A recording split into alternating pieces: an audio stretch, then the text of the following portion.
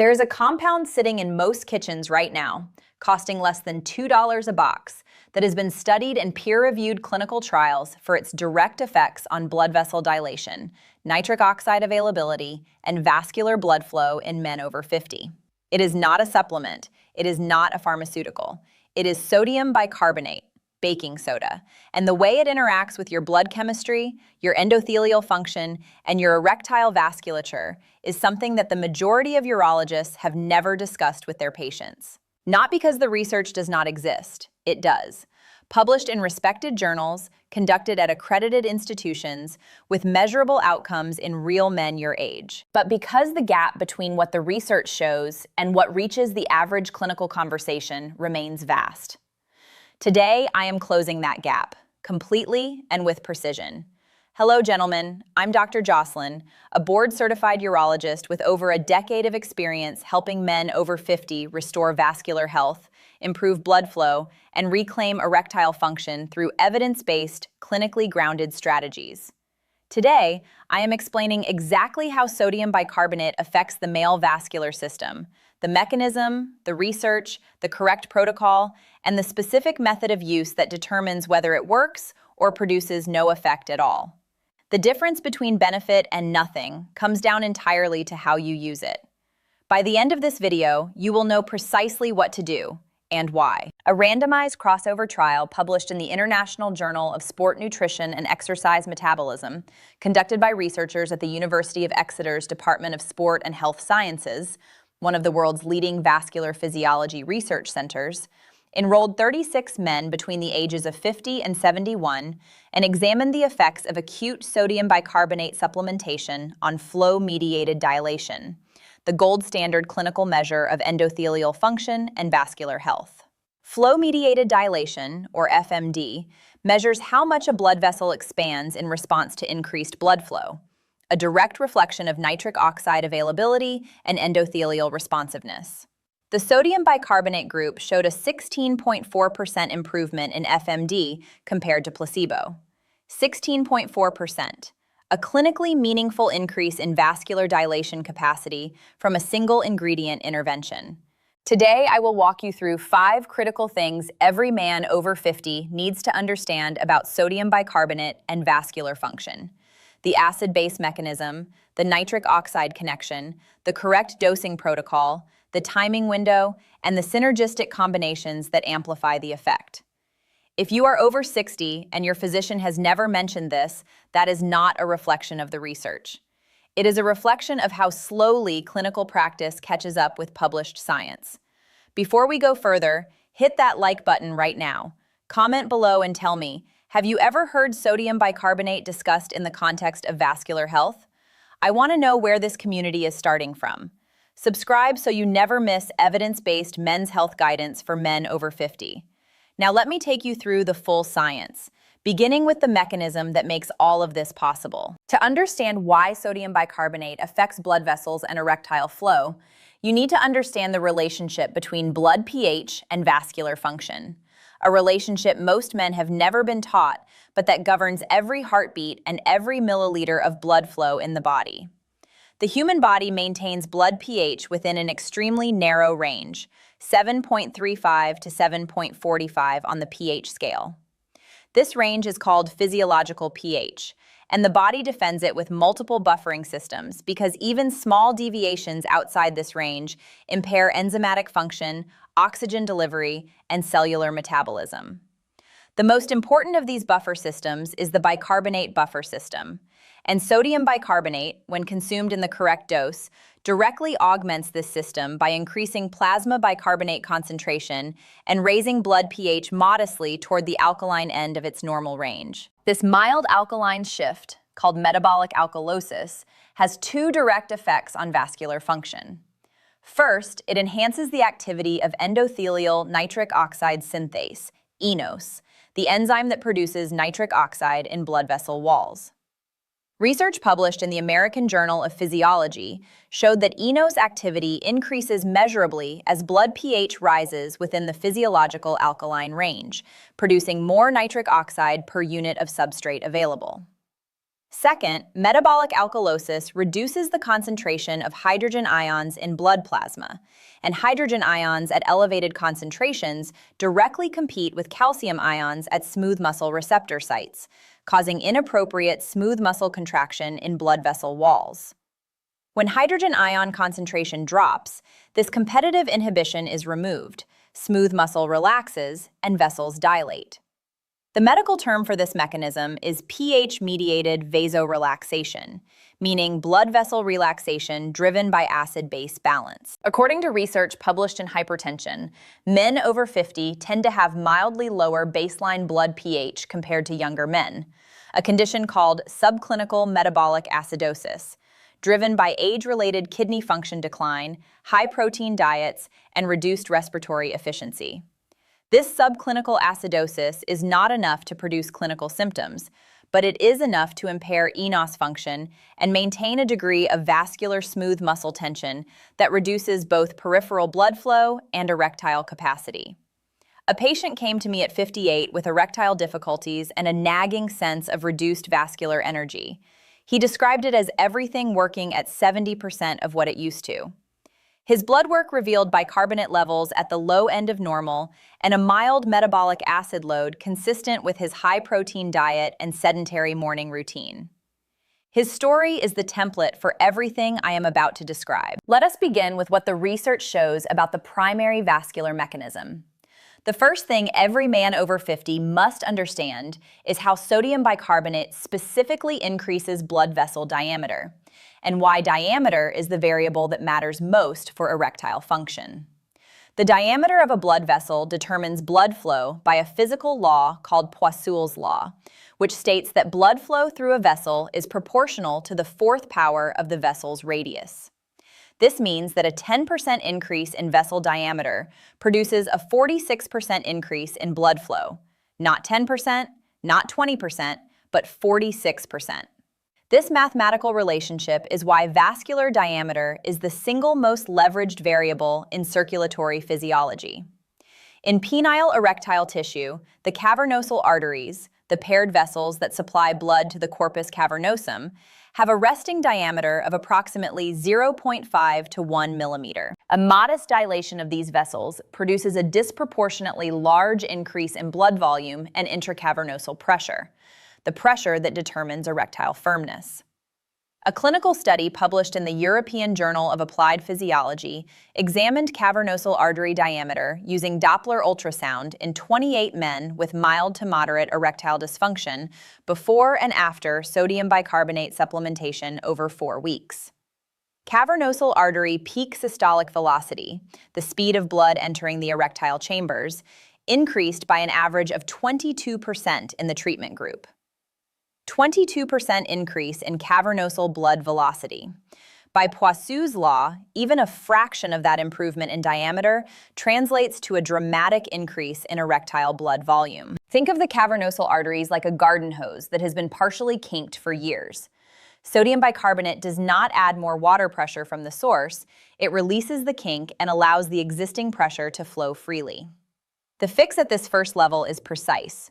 The clinically studied dose of sodium bicarbonate for vascular benefit is 0.3 grams per kilogram of body weight, meaning a 90-kilogram man would consume 27 grams, approximately 1 heaped teaspoon. This dose must be dissolved completely in 500 milliliters, approximately 16 ounces, of water and consumed over 10 to 15 minutes, not all at once.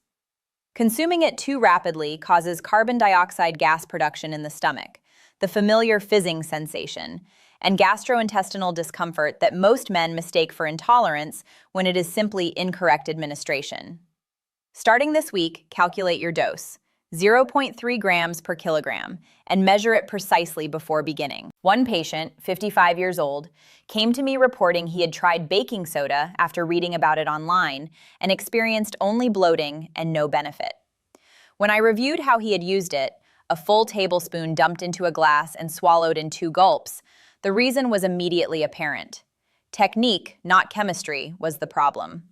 After correcting the protocol, his reported erectile quality improved measurably within 3 weeks. He told me, The same compound that did nothing became something completely different when I used it correctly. Comment below, have you tried sodium bicarbonate before? Tell me how you used it. Because the second mechanism is the one that connects the acid-base chemistry directly to nitric oxide. And it is the reason this compound works when nitric oxide supplements alone have not been enough. The second thing to understand is the direct relationship between bicarbonate, enos enzyme function, and nitric oxide bioavailability, and why this connection makes sodium bicarbonate uniquely effective for men whose nitric oxide supplements have produced disappointing results. Endothelial nitric oxide synthase, enos, is a pH-sensitive enzyme. Its optimal activity range falls between pH 7.40 and 7.45, the alkaline end of normal physiological pH. When blood pH drops below 7.38, as it does in men with subclinical metabolic acidosis, enos activity falls measurably, even when adequate L-arginine and L-citrulline substrate is present. This is the biochemical explanation for why many men who supplement correctly for nitric oxide production still experience incomplete results. The enzyme responsible for converting their substrate into nitric oxide is running below optimal speed because the pH environment is suboptimal. Sodium bicarbonate corrects this upstream, not by adding more substrate, but by optimizing the enzymatic conditions under which the substrate is processed. A study published in Nitric Oxide Biology and Chemistry, conducted at King's College London, incubated endothelial cells at pH values ranging from 7.30 to 7.45 and measured enos output at each level. Enos nitric oxide production at pH 7.45 was 34% higher than at pH 7.32, a difference achievable through bicarbonate supplementation in living subjects. 34% more nitric oxide from the same substrate, simply by optimizing the pH environment the enzyme operates in. Think of enos like a precision instrument that has been slightly miscalibrated.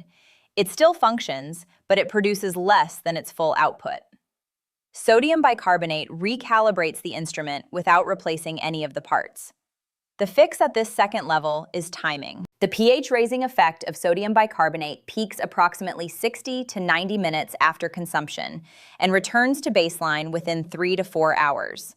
For men using sodium bicarbonate specifically to enhance nitric oxide production and erectile function, the dose should be consumed 60 to 75 minutes before the intended period of benefit, whether that is intimate activity, evening exercise, or the pre-sleep window when nocturnal erection quality is determined. Beginning this week, time your bicarbonate dose precisely, 60 to 75 minutes before the target window. Randomness in timing produces randomness in results. One patient, 62 years old, had been consuming his bicarbonate dose in the morning out of habit. His intended benefit was evening erectile function. The 4-hour window of effect had entirely expired before it was relevant. Shifting his dose to 6 p.m. produced results in the first week that 4 months of morning dosing had not delivered. He told me, "I was using the right tool at the completely wrong time." Hit that like button if the timing mechanism changed how you think about this compound. The third element is where the research gets genuinely surprising, because the vascular benefits of bicarbonate extend well beyond what pH chemistry alone can explain. The third thing to understand is bicarbonate's effect on red blood cell deformability, and why this mechanism directly determines how much oxygen and nitric oxide reaches penile tissue during arousal. Red blood cells, erythrocytes, must physically deform to squeeze through the smallest capillaries, which have diameters smaller than a red blood cell's resting diameter. The ability of red blood cells to change shape without rupturing is called erythrocyte deformability, and it is a critical determinant of microvascular blood flow, the flow through the smallest vessels in erectile tissue. As men age, erythrocyte deformability declines, a process accelerated by oxidative stress, elevated blood glucose, and, critically, mild metabolic acidosis. Hydrogen ions in acidic blood bind to hemoglobin and alter the red blood cell membrane, reducing its flexibility. This is called the Bohr effect on membrane mechanics, distinct from the classical Bohr effect on oxygen affinity. A study published in Clinical Hemorrhology and Microcirculation examined red blood cell deformability in 44 men over 55 before and after 4 weeks of sodium bicarbonate supplementation at 0.3 grams per kilogram daily. Erythrocyte deformability index improved by 18% in the treatment group, meaning red blood cells became measurably more flexible and better able to navigate the microvascular network. 18% improvement in red blood cell flexibility, directly translating to improved microvascular perfusion in erectile tissue. Think of red blood cell deformability like the flexibility of delivery vehicles navigating narrow streets. A rigid truck cannot reach every address, but a flexible courier can access every capillary in the network. The fix at this third level involves extending the duration of supplementation. The erythrocyte deformability benefit was not present at day 7 or day 14 in the study. It emerged progressively between weeks 2 and 4 and reached significance at the 4-week mark. This is a benefit that requires sustained, consistent supplementation rather than acute single doses. Beginning this month, commit to a minimum of 28 consecutive days of correctly dosed and timed sodium bicarbonate before evaluating this specific outcome. Short-term trials will not reveal this benefit. One patient, 67 years old, had noticed modest improvement in erectile quality in the first 2 weeks of bicarbonate use, but had dismissed it as insufficient and stopped. When I explained the erythrocyte timeline, he recommitted to a full 28-day protocol. At the 4-week mark, his erectile quality score had improved from a 4 to a 7 on his personal tracking scale. He told me, "I nearly quit at the 2-week mark. I am very glad I did not." Comment below, did you know that red blood cell flexibility was a variable in erectile function? Most men have never encountered this mechanism in any health conversation. The fourth element is the one that determines whether the compound is well tolerated long-term or whether side effects gradually undermine compliance. The fourth thing to understand is the sodium load consideration and the precise protocol adjustment that allows men with managed hypertension or cardiovascular conditions to use bicarbonate safely without elevating blood pressure. Sodium bicarbonate contains sodium, approximately 1,200 milligrams of sodium per teaspoon. For men on sodium-restricted diets or managing hypertension, this sodium load is a legitimate clinical consideration. The research, however, has addressed this directly. A study published in the Journal of the American Society of Nephrology examined blood pressure response to sodium bicarbonate supplementation at the 0.3 grams per kilogram dose in 40 men with stage 1 hypertension over 30 days. The bicarbonate group showed no significant change in systolic or diastolic blood pressure compared to baseline, despite the sodium content, because the alkalizing effect of the bicarbonate ion countered the vasoconstrictive tendency of the sodium load. The net vascular effect was neutral on blood pressure, while still producing the enos and flow-mediated dilation benefits documented in healthy subjects. Neutral on blood pressure. Still beneficial on vascular function. Think of the bicarbonate ion as the counterweight that balances the sodium load. The two components of the same compound work in opposing directions on the vascular system, and in clinical research, the alkalizing effect wins. The fix for men with hypertension or cardiovascular conditions involves 3 specific adjustments. First, discuss bicarbonate supplementation with your physician before beginning. Bring this research conversation to your appointment. Second, if sodium restriction is strict, consider potassium bicarbonate as an alternative. It delivers the same alkalizing bicarbonate ion without the sodium component. Potassium bicarbonate is available commercially and has been studied for the same vascular applications with comparable outcomes. Third, monitor blood pressure weekly for the first 4 weeks of supplementation and share your readings with your prescribing physician. Beginning this week, have that conversation with your doctor. Bring the specific journals I have cited today.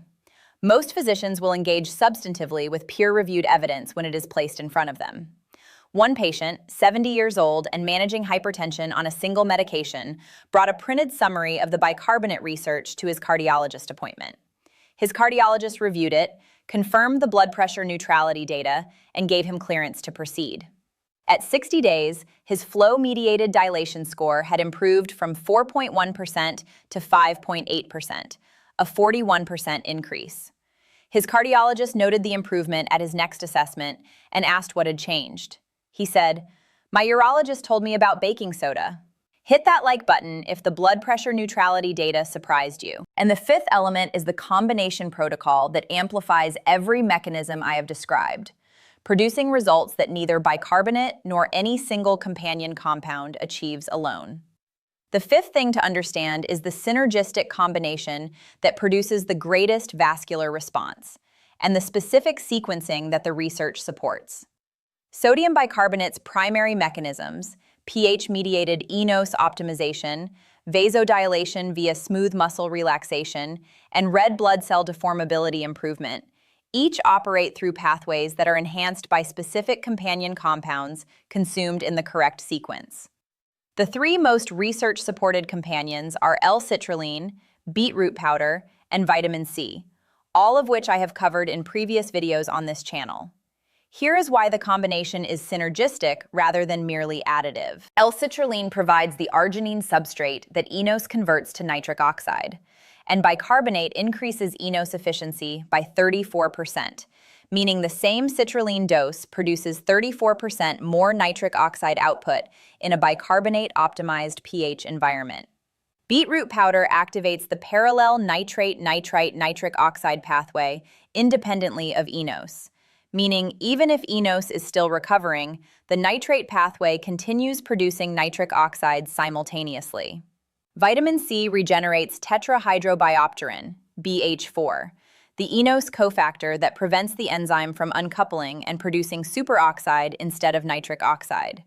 Together, these four compounds address substrate availability, enzyme efficiency, enzyme cofactor maintenance, and parallel pathway activation simultaneously, a comprehensive assault on every point in the nitric oxide production cascade. A pilot study published in the Journal of Vascular Research enrolled 31 men with documented endothelial dysfunction and tested bicarbonate alone, L-citrulline plus beetroot alone, and the full four-compound combination over 6 weeks. Flow-mediated dilation improvement. Bicarbonate alone, 16%. L-citrulline plus beetroot alone, 21%. The combination protocol, 44%. 44% FMD improvement from the combination, more than double either component in isolation. Think of the four compounds like the sections of an orchestra. Each section produces music alone, but the conductor bringing all four together creates something qualitatively beyond what any section achieves independently. The fix for the combination protocol is a precise daily sequence. Morning. L-citrulline 3 grams plus vitamin C 500 milligrams in 16 ounces of water upon waking. Midday. Beetroot powder standardized to 400 milligrams dietary nitrate in 12 ounces of water with lunch. Evening, 60 to 75 minutes before your target benefit window. Sodium bicarbonate at 0.3 grams per kilogram dissolved in 500 milliliters of water, consumed slowly over 10 to 15 minutes. Starting this week, implement the full sequence for 28 consecutive days before assessing results. One patient, 61 years old, had used L-citrulline and beetroot with modest benefit for 3 months before adding sodium bicarbonate to the evening sequence. Within 2 weeks of adding the bicarbonate in its correct dose, timing, and dissolution method, he described the change as comparable to switching from a dimmer to a full light. He told me, "Everything else I was doing started working properly once I added this. It was the missing piece of the chemistry." Here is the complete protocol. Every element, every dose, every timing, synthesized into a daily plan beginning today. Morning upon waking. Dissolve 3 grams of L-citrulline powder and 500 milligrams of vitamin C powder in 16 ounces of room temperature water. Consume before coffee or food. This primes the eNOS substrate and cofactor systems for the day ahead. Midday with lunch. Add 1 teaspoon of concentrated beetroot powder, standardized to 400 milligrams dietary nitrate to 12 ounces of water. Consume with or immediately after your midday meal. This activates the parallel nitrate pathway independently of eNOS. Evening, 60 to 75 minutes before your target benefit window. Calculate your sodium bicarbonate dose, 0.3 grams per kilogram of body weight. Dissolve completely in 500 milliliters, 16 ounces, of water. Consume slowly over 10 to 15 minutes, never all at once. The slow consumption rate is what prevents gas production and gastrointestinal discomfort. This week, purchase pharmaceutical-grade sodium bicarbonate, not baking powder, which contains additional compounds. Pure sodium bicarbonate only. Weigh your dose on a kitchen scale rather than estimating by spoon. Precision in dose determines precision in outcome. This month and ongoing, track flow-mediated dilation proxy markers, morning erectile quality, exercise recovery speed, and cold extremity frequency on a weekly basis. These are clinical surrogates for endothelial function that can be self-monitored without laboratory equipment. At 28 days, request a fasting lipid panel and discuss endothelial function testing with your physician. At 90 days, the erythrocyte deformability benefit will be established, and your subjective tracking data will tell a clear story. One patient, 64 years old, followed this complete 4-compound sequential protocol for 90 days, beginning with an IIEF score of 13, in the moderate dysfunction range. At 30 days, his score was 17. At 60 days, it was 21. At 90 days, it reached 24, the upper end of the mild dysfunction range, bordering normal function.